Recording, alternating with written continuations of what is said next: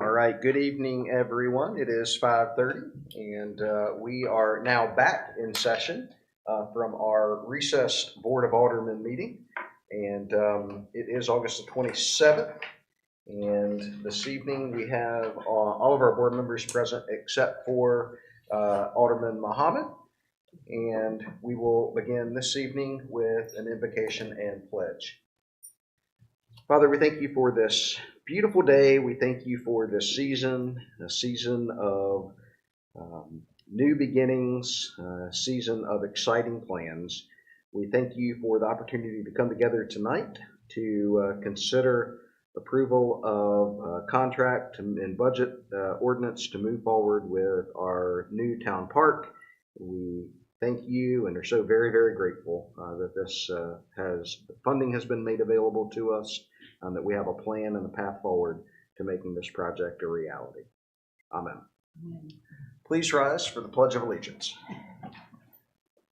I pledge allegiance to the flag of the United States of America and to the republic for which it stands, one nation under God, indivisible, with liberty and justice for all.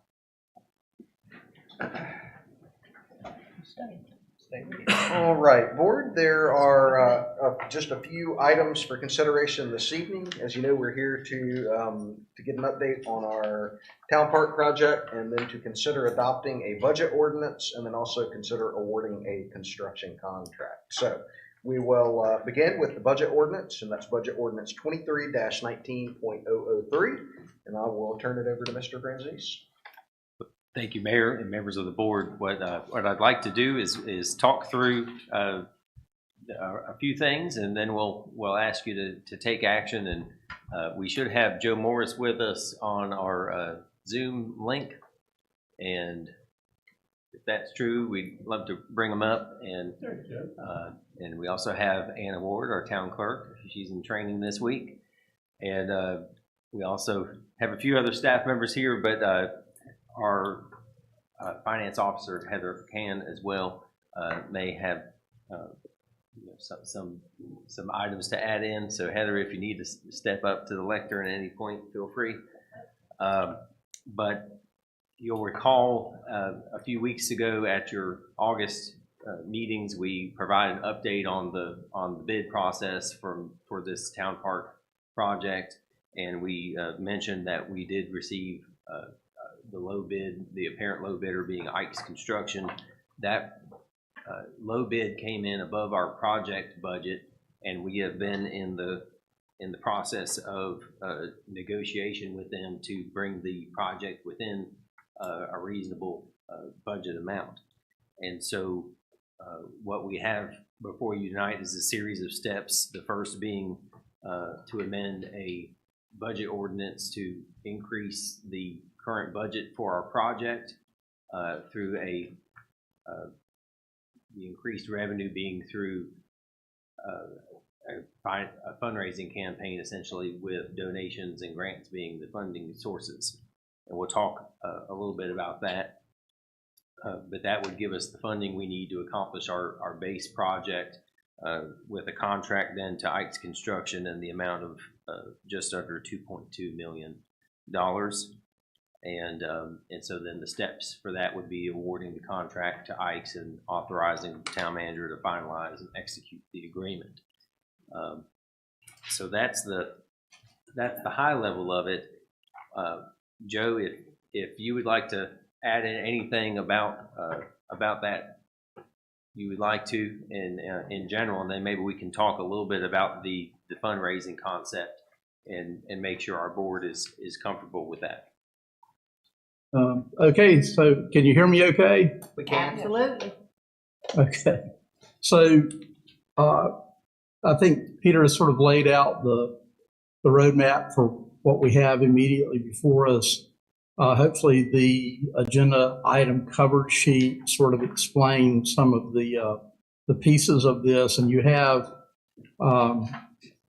been given a series of documents that I'll just sort of start talking about. We didn't really rehearse this, but I will say we have been collaborating for the last several days, since the last since the information about the bid was presented to the board at the last meeting and in advance of this meeting. So we've had a lot of conversation with all the the various individuals involved. And the first thing I will draw your attention to is the letter from Jeff Ashbaugh. It's the Benesh letterhead from the letter August 26, 24. This is the award letter. Essentially, it lays out that the original total bid was $2,455,360.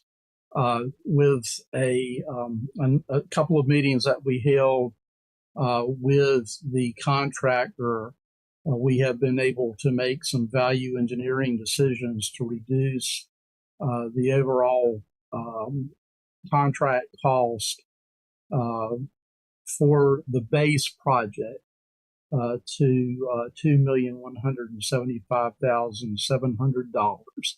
And this is all laid out specifically in Jeff's letter. There's also some ad alternates for other things that we might be able to pursue. But at this point in time, and they were bid as alternates specifically because we were trying to get to the completion of the park, and so, or the starting of the park for that matter. And so those alternates were things that we added. We thought, depending on how the bid climate might be, that we would be able to do some of those, and there may be an opportunity to pursue those, in a reasonable time frame, perhaps. But fundamentally, we're focusing on the bid, and so or the base bid. And so the next thing you can, as you look through your documents, you'll see a document that was actually generated by the team at Ike's Construction Company, which provides the original bid amount, the value engineering options, and then the revised schedule of values that gets us to the 1.75700 number. The next, there may be specific questions about that, and feel free to, at any point just stop me if you have a question about some of the value engineering components that we talked about. The next document is entitled Town Park Budget Gap Base Project. And this was based on information that was we collaborated with Heather Kahn, the finance officer, on the available funds. It enumerates the various grants that we have been able to get for this project, and some of the local funds that were provided through, I think, supplanted funds. And Peter might be able to more specifically address where these numbers came from on the local funds. But we have spent some money on the project. I should say all of that revenue totaled up to a little over $2 million. And over the last couple of years, going back, as a reminder to the board, Fred and Alice Standback gave us $100,000 to start the project. And we used that for a variety of things. We were applying for the Parks and Recreation Trust Fund grant. So we paid for design work. We were required for that application to update our Parks and Recreation master plan, the comprehensive plan. We did a community survey. So I'm going back a little bit in time as to how this money has been spent to date. And then we weren't successful on the first application, you might recall. And so we had to reapply. And on the second application, we were successful and received a $500,000 grant from the Parks and Recreation Trust Fund. And so the total amount available for construction is $1,842,013.70. And then when you apply the math to the valued engineering base proposal, we have a gap of $333,686.30. And so that's the gap that we're talking about. And so one of the things that has been at the very beginning of all the conversations about this park was the idea that there would be a capital campaign to raise money. And the fundamental issue that we had at hand was we didn't know how much we were going to have to raise because we didn't know how much the park was going to cost. And we were sort of in that position that we needed to raise enough money to feel like we could successfully, seek a bid that would be in the ballpark of the amount of money that we had. And this is what we've come up with. It's been an iterative process, but I know Mayor Williams started talking about this capital campaign 3 years ago. The moment that Mr. and Mrs. Stanback made their contribution, we knew that we would have this day that we would need to talk about the possibility of raising funds for the project. And so once we knew what the gap, now that we know what the gap is, we can put together a strategy of seeking sponsorships, contribution, and other grants, gifts to raise money. And so what we have designed in this particular schedule is the idea of a base campaign that, if it's 100% successful, would raise $385,000, which would allow us to do the base contract and potentially, some alternates that's sort of yet to be decided. But anyway, this is the schedule that we came up with collaboratively that would potentially raise this money. And so I may be getting ahead of the manager on this, but I'm sort of walking you through all of these various things, and would perhaps turn it back to Peter to sort of fill in any missing information I have, or at least manage the way the motions around the budget ordinance and so forth need to be considered.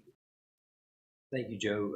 Yes, the only other things I would point out, you see a difference between 333,000 and 385,000, and the idea there is that with the base campaign, we'll actually be able to increase our contingency amount a little bit with the project. Just there are certain items that we know we'll need to fund through contingency that we want to make sure we've got that taken care of, but we also have unknowns, and although we do feel like the unknowns are somewhat limited with this project compared to others, but then the other part of it is we have the opportunity to, if we're highly successful in this campaign and go beyond the 385, to start getting into alternates, and depending on how the project's going along, that contingency could even start helping towards some of those alternates for the project. And the way this has been designed is to be able to involve givers at all different levels, starting at say $5 all the way up to $75,000 and everything in between. And so it's designed in that way and split up. And so what we'd like for you to do, and what the budget ordinance is set up to do, is to approve this concept as part of what you're taking action on tonight, so we can go forward with it. And of course, if things change and we need to make changes, we can bring that back to you with another budget amendment. If for some reason, say a big gift comes forward and we need to think about this schedule a little differently, etc. But for now, this is the plan we would suggest going forward. And then the budget amendment that you see itself, it spells some of this out, and of course then the amount that we would program as a revenue of the $385,000 into the project budget, and then the amended expenditure line increasing by the same amount, which would give us the ability to go forward. And the other thing we do want to point out, and it's not something we expect to happen, we feel confident in the plan that we've put forth here.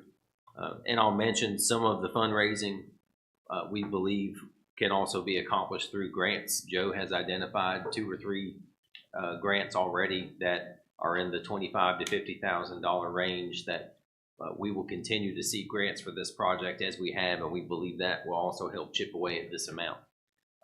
But the thing to just keep in mind and know that we have to do it in order to move forward is that our fund balance is on the hook, per se, for whatever we don't raise. Because at the end of the day, we can't award contracts and adopt budget amendments for without knowing that we're ready to back it up. Are there any questions about any of that? What's our fund balance right now in Spain? How much is in our fund balance? That's a good question. We'll have to get that answer.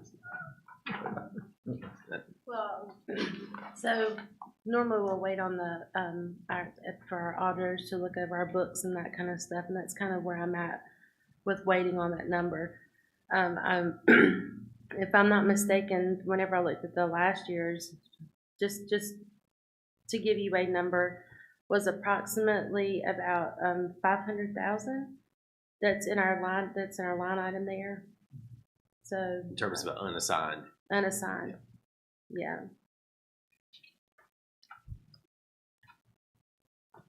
What is our fundraising timeline for this capital campaign? So the timeline, we think it could continue through the life of the construction. There's certain elements that could go beyond that over time, and it could be that if our fund balance, for example, would need to be used to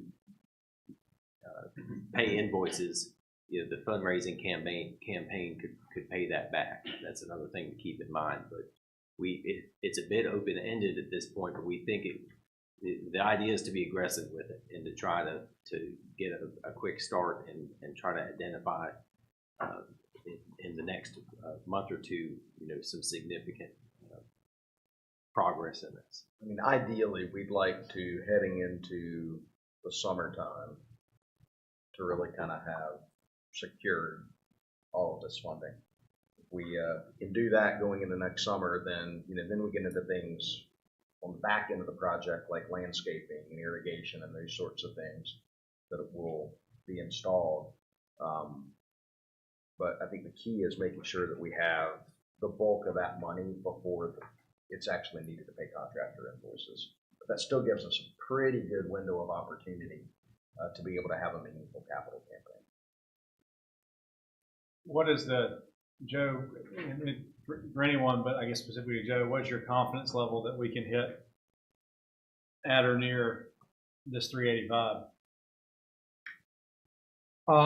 I would say that this is a very realistic and doable goal. Peter mentioned that I'm already pursuing a couple of grant opportunities now, and there are probably others that I will be seeking.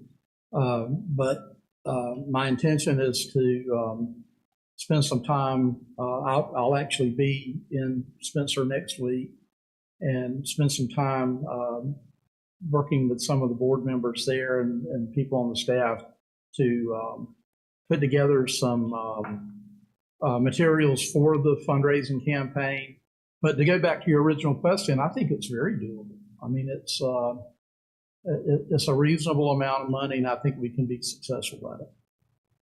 But if you want me to put it in a percentage basis, I'd say 99. I echo that, Joe. I think we're fully committed to making sure that we raise that money, and that's something we've said from the very beginning. But we would be ready to do this and go out and raise community support, community funds if needed. And that's this from a fundraising perspective. When we talk about a lot of capital campaigns that have happened over the last several years throughout our county, this is kind of a drop in the bucket in comparison to some of those campaigns. So I think it is very, very doable. I do want to add just a few notes on the value engineering process. You know, I get to participate and sit in on that. And we were all between our team as well as the folks from Benesh and the contractor. We're very thoughtful about the things that we value engineered, making sure that we weren't losing the quality of the park. Because that was a big thing that we didn't want to do. We didn't want to sacrifice the quality by really reducing certain finishes and certain amenities and things like that within the park. And so what we tried to do is be very thoughtful about what we did scale back, but also making sure that the things that we scaled back were not going to affect things like future maintenance and make that more difficult, things that weren't going to really take away from the look of the overall park. And so, you know, from the perspective of cutting things, we've probably cut as much as we can without sacrificing the quality of how it looks and then also how it functions as far as, you know, being able to keep plants alive and have a quality lawn that can be used throughout the year for different events and things like that. So, and you'll see, I think it was what we were able to cut a little over 11% off of the project through the value engineering process. And really, anytime you can get 10% or more cut out through the value engineering process is a successful VE process.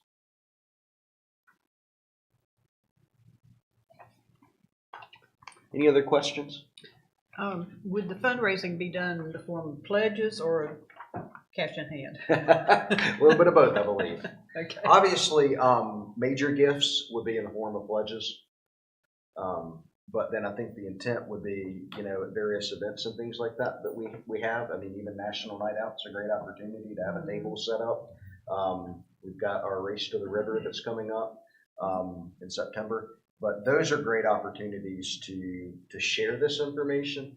And then there may be people that want to be the community supporters in the $5 to $99 range, just at that say, hey, you know, I'd like to just give something to be able to contribute to it. So that those type of things are cash in hand. Okay. I have a question about the children's water feature. I see that in the value engineering that we have changed the reduced fountain allowance by $100,000. How does that affect the water feature? So, Joe, you want to speak to that? Maybe then I can add on to it based on what I heard during the value engineering process. Well, you probably have better command of it than I do, but essentially the original amount that was set aside for that feature was $200,000, and apparently this is an item that you have a limited number of vendors who actually do this, and so we were somewhat captured, I suppose, by the vendor who was being approached about doing the project. But as we began to look at it, we thought that there might be some things that we could do with the number of spray heads, whether we might make a decision not to have a recirculating system, but to have a system that uses about 15 gallons a minute. And we felt like we could do better than a $200,000 water feature. We feel like $100,000 ought to get us something that's pretty nice, but it may take a little ingenuity and creativity on our build team to make that happen, design and build team. And so that's the approach. We're taking a little bit of a leap of faith on that. I don't want to get, Mayor, is there anything you wanted to add about that? Because I do want to talk about the key recreational elements a little bit, but was there anything about does that answer your question? I think that covers it. The only thing I'll add is, there were some aspects of the system that they were originally looking at that was based on the $200,000 quote that seemed a little extravagant just from the inner workings of it. Things like needing a 4-inch water line for the recirculating system, which is huge for that type of system. And I think even the contractor was surprised. Typically a 2-inch system will work for that. And those type of things really drive up the cost very quickly. Mhm. And so I think what we realized was, hey, there are other options out there. And that and again, we had set an allowance based on some outreach to one vendor, but we believe there are other vendors out there, may not be the same type of system, but that we can achieve a quality product that will still have that recreational element for, half the cost or so. Well, I know that one of the elements of our part of grant Yes. was the thing that kind of pushed it over the edge was the water feature. Yes. And so, Joe, I think that's what you wanted to talk about. Yeah.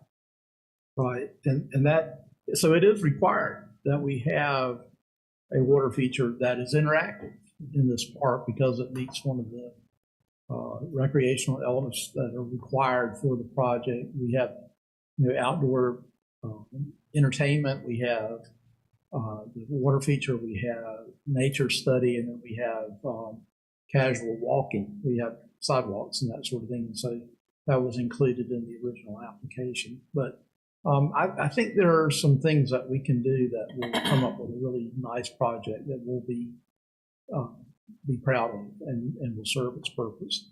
I do want to, if I may, just talk about the three items on the top of the schedule of the key recreational elements.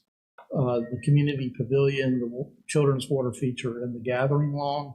Those are sort of the dominant features of the park.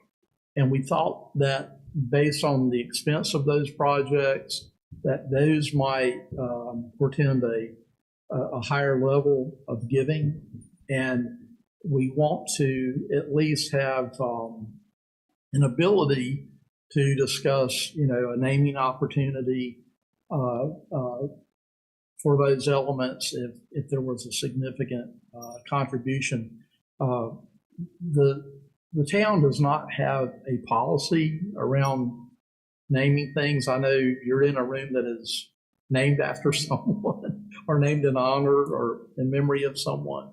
And that was sort of an individual effort around that particular naming of the boardroom there.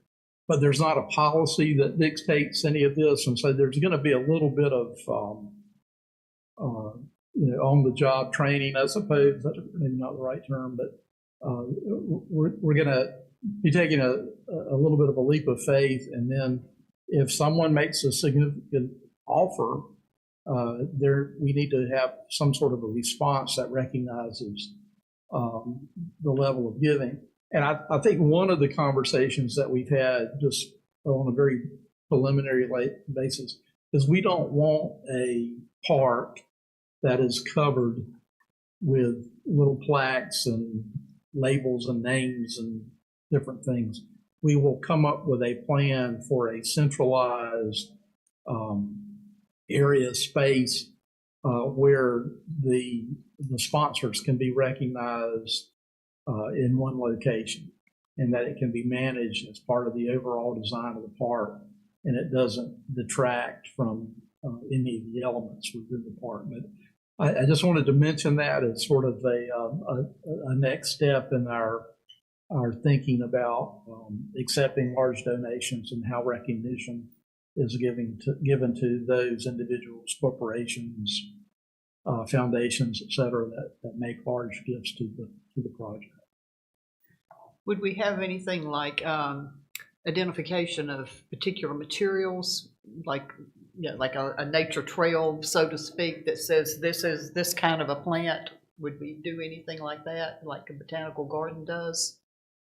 I really haven't thought about that a great deal. So I don't know the answer is possibly. I mean, that may be something that the board wants. We do have nature study as one of the elements required by the Parks and Recreation Trust Fund. And incidentally, and I don't know if we've talked about this at any point, but the Parks and Recreation Trust Fund adopted a policy right about the time we were submitting the second application that all of the plant material within the park has to be native plants. Right. So we won't have any crepe myrtles or Japanese hollies or Chinese hollies or any of that stuff. But there is a wide range of native plants that we'll be able to use to meet the intent of the funding. The other thing I was going back to your question is there are going to be sort of little garden areas, and there might be opportunities to do, like pollinator gardens or sensory gardens or culinary gardens. I'm just sort of winging it at this point, but there is definitely a chance to do some, more site-specific planning so that there is an educational component to the landscape. Any other questions? Who is any particular person on staff going to head up this committee to raise this money? Joe. That guy right there. Okay, I just want to put the finger to it. Mr. Morris is the rainmaker. I think the key is it's going to be a collective effort. I realize that. Joe's really jumped on to coming up with some ideas for how to raise that money. He's got many of the connections throughout the community to be able to do that. But then it will be up to all of us to really talk the park up, get people excited about it, and also get the messaging out there about this campaign and where there are opportunities to give. I firmly believe that there's going to be a real interest, not just within the Spencer community, but beyond, and folks taking part in this. So I found myself apologizing several times in various meetings that I've participated in about this project when I have brought up the historical aspect of things like lighting or signage or whatever, and talked about the original Spencer Town Park. And the thing that is impressive to me about the park more than anything else is that it was area churches that all agreed to raise money and do the planting and the landscaping for the town park. The railroad owned the land, but it was the community that built the park. And that's what we're doing again. So I'm of the opinion that it can be done, it was done then, and it can be done now, and we can do it really well. So I think this is in our DNA in Spencer, and so we owe it to ourselves and to our current residents and our future residents. And I'm confident that we can accomplish this goal. Well said. Anything else? All right. If not, you have before you project budget ordinance amendment 23-19.003. Again, if you remember, we already have a project ordinance, budget ordinance for the park project. This is just adjusting it based on everything with bidding process, the value engineering process, and what we just talked about by increasing the overall capital outlay budget by $385,000 for an amended budget of $2,303,000. Is there anything that we need to look further into that AIA document? Well, we haven't gotten to that point yet. Oh, okay. This is just, we're going to have two motions. This is just for the project ordinance amendment. Okay. Okay. So if there's a motion to approve budget ordinance amendment 23-19.003, we will receive that now. Mr. Mayor, I move that this board approve the project budget ordinance amendment 23-19.003 for the downtown park project budget ordinance. Motion by Ms. Sledge. Is there a second? Second. Second by Mayor Pro Tem. Any further discussion? Hearing none, all in favor? All right. All opposed? And that is approved unanimously by those in attendance. All right, thank you all.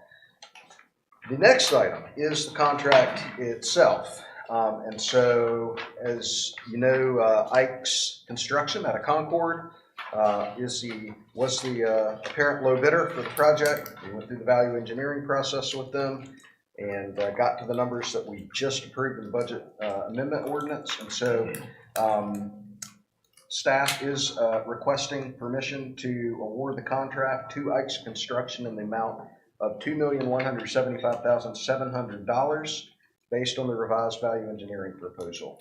And then in addition to us making a motion to award, we will then need a separate motion or we can do it all at once, to authorize the town manager to finalize and execute this agreement with Ike's Construction. With that, Ms. Sledge, you had a question about the AIA document. This is from the Finish. Architectural Association. Oh, okay. So this is a standard contract for these type of projects. This was prepared by Benesh. It's part of the contract documents that were included when the project was bid. And basically it's just been updated to include the pertinent information for the apparent low bidder, Ike's Construction, and then also some of the allowances that are included. I will say from the perspective of contracts, the AIA contract, that along with on the engineering side, EJCBC contracts, they are industry standard contracts, and they are known to provide kind of protection for us as the client. My experience is it's a solid contract accepted throughout the industry. Thank you. So, Peter, anything, or Jay, anything else you want to add specifically on the contract? No, it was in good form. They have what we typically look for. Thank you. When's the commencement date? Yeah. Or anticipated commencement date? So the idea is to start work in October based on a notice to proceed, but the Ikes has indicated they're ready to go and that they suggested starting October 1st, and my request was, can we start October 2nd so that on our October 1st National Night Out we can have a groundbreaking and use this space in its current form maybe one more time before we start the park construction. So that's where we're heading with this. And it's a 9-month contract. I see with the alternatives, we have until October 1st to add alternatives 1, 2, 3, and 4 at no cost. That doesn't seem incredibly likely at this point. What's the cost change going to be for that change order after that? That's unknown. That date was based on the bid package when it came in had a 2-month time frame. We opened the bids on August 1st, and so that's just a reasonable period of time for the contractor, to extend that time frame beyond then. I think the reality is if we were to midway through the project realize we have the funding and say, all right, we want to go ahead and add these additional items, there are going to be market changes. Sure. Okay. Okay. We would always hope the market changes would go down, but that's unlikely. But in all fairness to the contractor, if they don't know that they need to be procuring material and that sort of thing, and having to do that later in the process when materials could potentially go up, that's why that date's in there. And just for the benefit of those following along at home, we have a liquidated damages provision. If they don't get done in time, I believe it's 500. yeah, they owe us money. Yeah. Yeah. Okay. Any other questions? What is the, other than number 2, what is actually the upgrade on the South Revenue Street scape? Yeah, can you explain that? On the repaving? Yeah, is that what that is? No. Oh, no. Older than number You mean the 2. streetscape? Yeah, The second ad alternate, yes. So that would rework in the base project what we have along Salisbury Avenue, except for the move of the driveway stays as is. it is like Correct. Okay. The ad alternate 2 would rework some of that streetscape on Salisbury Avenue from the park a little bit to tie it in a little more with what's being constructed within the park. I thought it was gonna be moved kind of down toward where the old bank was supposed to be. So the driveway move is part of the base project. Okay, That is a base, that's included in the base project. okay. Has the Nance's been involved in any of this discussion as far as some of this parking lot, discussion, improvements? We've talked with them and we've had some initial discussions. I have shared the cost estimates we've gotten from Ike's, but we have not yet come to any kind of decision. As long as they know about it, that's the main. Yeah, Peter has monthly meetings Okay, with the folks within this complex. okay. And this has been a big point of discussions during those meetings. I had sat in on a DOT webinar a couple of weeks ago and sent some information to Joe. Joe, did you have a chance to take a look at any grant funding available from that? I must apologize that I have not. I do have the contact information you sent to me. I was sort of preoccupied with another application last week, and so I just was not able to get to that. But I pledge to you I will reach out to the person that you shared their name, and I'll see what possibilities there might be. Yeah, and I wondered, if there might be any possibility of doing something with the streetscape portion of it while they're doing the promised resurfacing of our highway out here. So, I mean, would that be too far apart? Well, they're separate projects. The repaving and restriping is basically curb to curb, and the streetscape improvements that we're proposing, we will be adjusting the location of the driveway cut a little bit, but the other elements of that streetscape are on the sidewalk side behind the curb, and so there's not really any conflict or advantage really to trying to do them at the same time. What you asked about DOT, I've been attending the meetings. They're way over budget. They're not going to be able to help. Well, this came from somebody at the state level. Well, that's where I'm going from. I'm just saying. Yeah. Well, We'll the look into thing- it, we won't get our hopes up. I mean, that's fine. I'm just trying to give you, Yeah. I'm trying to give you an Managing update. expectations. It's not going to happen, I'm afraid. But let me say that the thing I've learned about DOT is there are lots of pots of money within DOT. And while and I'll just make something, while the highway construction fund may be completely underwater, there may be money available for enhancements to projects like streetscapes and that sort of thing. I don't want to, just out of hand dismiss the possibility of getting funds from NCDOT because they sometimes will surprise you. Let me say it that way. And the other thing is, I think that now that we know what we know, it would be a great time to have a few well-placed calls to our legislative delegation to see what they know that might be useful to us in this project. Because up until this point, it's been abstract. And now we have some more, a concrete understanding of what we need. And so there may be some silos of funds that fit within a parameter of, a $25,000 streetscape project. I can probably find that here or there. So we're in a really good position to ask for money and ask everybody for money. And in fact, I'm going to suggest that Peter step out of the room and get a bucket or a hat and pass it around the table before y'all leave tonight, so you can go ahead and drop in the contribution. There you go. I think I have some lint in my That's pocket. where my lawn. In fact, you can put that on your agenda now where we have an offering at all our board Check it out. meetings. Wait a minute, you think All this- right. Is this big enough? Yeah. We're gonna put Steve Blunt in charge of the collection plate.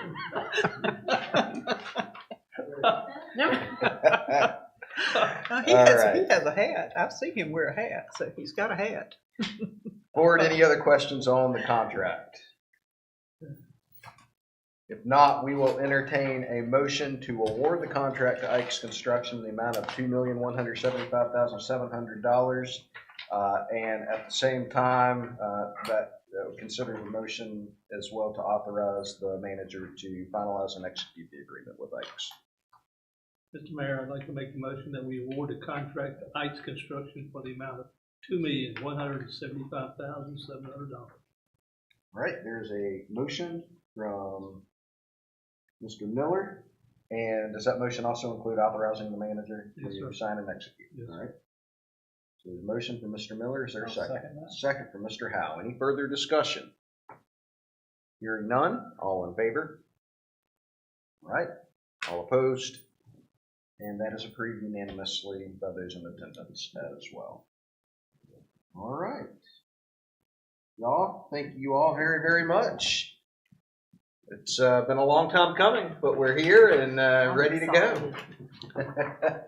It'll look a lot different a year from now. That's right. It sure will. Very good. All right, is there any need this evening to go into executive session? Okay, so probably not for that this Okay. evening. Okay. All right.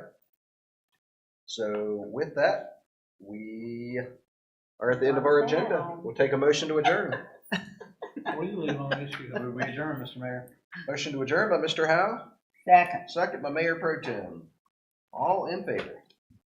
All right, we stand adjourned. Thank you all very much.